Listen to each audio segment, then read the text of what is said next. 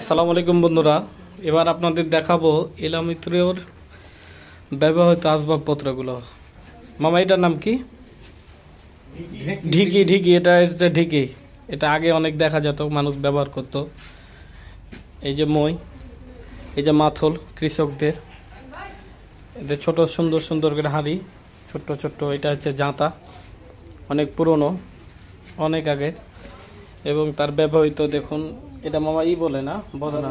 বদনা। আর এটা হুক্কা। আর এটা ললটন। ললটন। এটা তীর ধনুক। এই যে তীর ধনুক দেখুন, কত সুন্দর করে তীর ধনুক করেছে। এই যে তীর ধনুক। এই যে লাঙ্গল দেখুন, কত পুরনো লাঙ্গল, অনেক আগের লাঙ্গল।